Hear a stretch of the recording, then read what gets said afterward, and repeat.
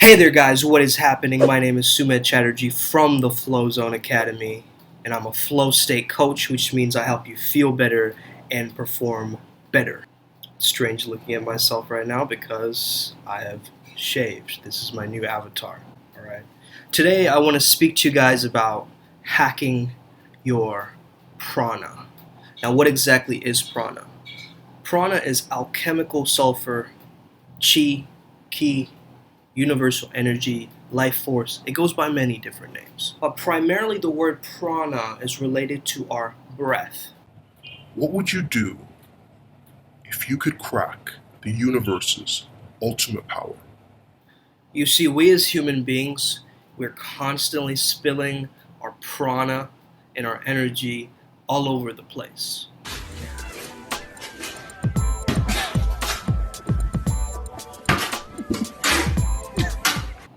So what I'm really talking about here is creating an energy maintenance system so that you build enough prana throughout your day and keep it going, keeping that maintenance or support system going for your prana.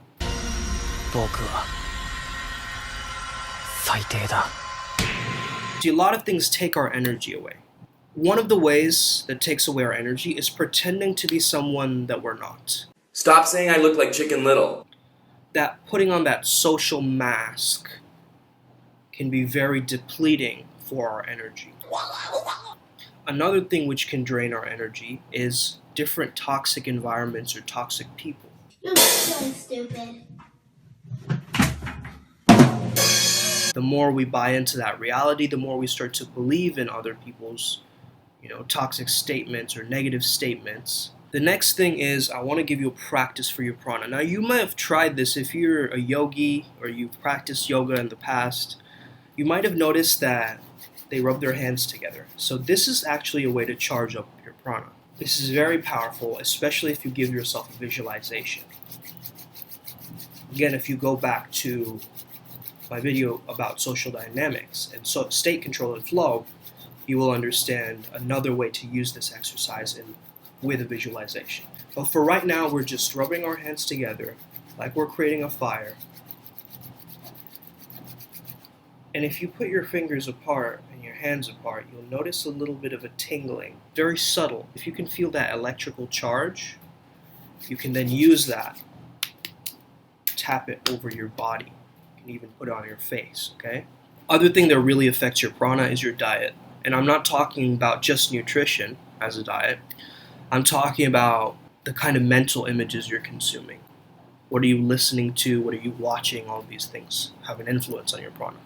We truly want to be mindful of what we put into our body. I generally go by the means of, be mindful of how your body feels during different meals and different foods that you're eating.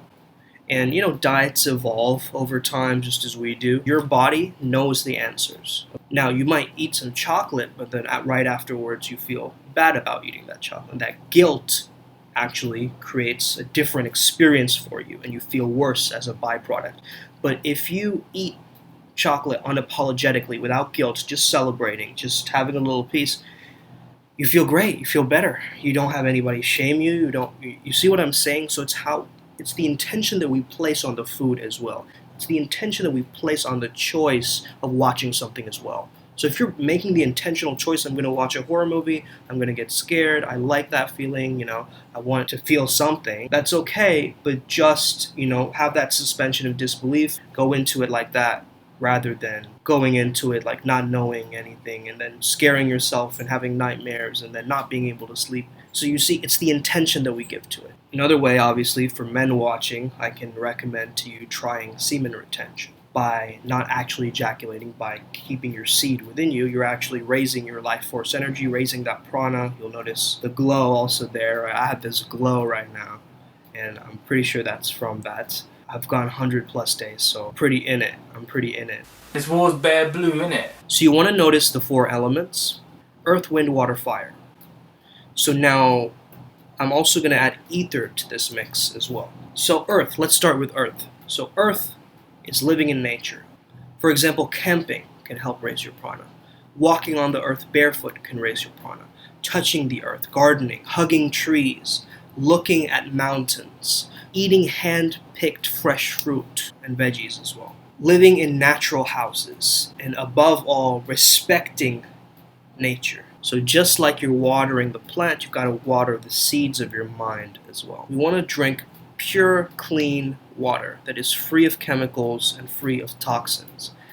It's quite difficult to do, especially if you're in a big city, so, there's lots of types of water. If you have that privilege that you can get that kind of water, it'll be really beneficial. Very powerful when you're drinking like alkaline water or certain types of water that are very fresh. Like Kangen water is also very popular nowadays, so definitely check that out. Another thing that I would notice is that when I take a shower, I feel really great afterwards. Okay, water has a kind of vibration and a frequency. Swimming in oceans, rivers, streams, especially if it's from a natural source. Also, another hack to notice is if you really want to raise prana, try pouring water from one glass to the other. Okay, so the reason we do this is because, pouring water from glass to glass several times before we drink it adds prana to the air to your drink. So as long as you're getting plenty of minerals, it should be energized with prana. Stagnant water is lifeless. The main source of prana is through breathing, the air element.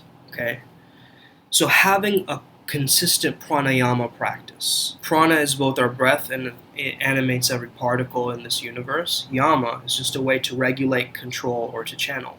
The one that's quite popular is alternate nostril breathing.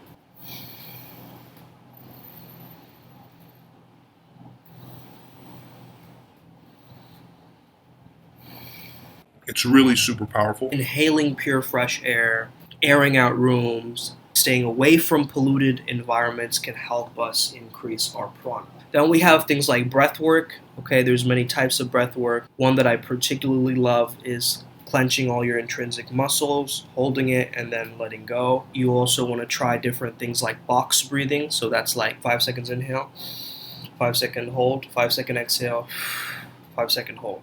So it's like a box, right? That's why I call it box breathing. Belly breathing or diaphragmatic breathing definitely help you to release a lot of the stored trauma or energy that's, stagnant or isn't really finding a way to process. So what I would recommend is say statements to yourself like, it all seems disconnected. It seems like it's never going to end.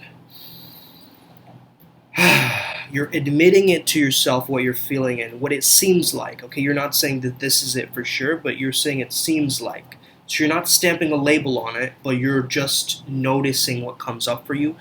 Now we move on to ether. Ether, I relate it to thoughts, okay? So we're all living in an ocean of thoughts. Chanting mantras, being in a positive atmosphere. Mantra meaning mind instrument, right? So you're repeating a certain incantation or you're chanting something. Being in a positive atmosphere. This could often be in places of worship as well. Keeping a good company, so that's what satsanga is, basically increasing prana, helping us connecting to a higher vibration of thinking. So when you're around other high vibrational people, you're going to raise your own frequency and vibration as well. If the mind is constantly frantic, you want to bring an awareness to a certain part of your body, okay? So like, let's say you focus on just your elbow, right? So it's like, man, my elbows feel really good today, right? That's my kind of mindfulness practice is I just zoom in on one particular part of the body or anywhere that I feel tension. Sometimes that helps too, to recondition my mind and tell it like, okay, I dilated my blood vessels, right? And I'm now sending energy into that area through holding my breath.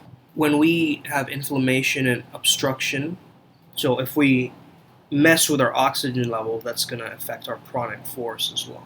I won't get too much into the pitta, vita, all of those different, bodies and the diets according to the Ayurvedic diet. You can look that up yourself. But what I want to advise you is definitely look into certain supplements that will help you to raise that energy. So things like ginseng, right? Ashwagandha, shatavari, like lung-inducing herbs such as osha root or licorice even. When you walk into a room and you immediately notice somebody, they're like, whoa. Damn! I don't know, there's just something about them.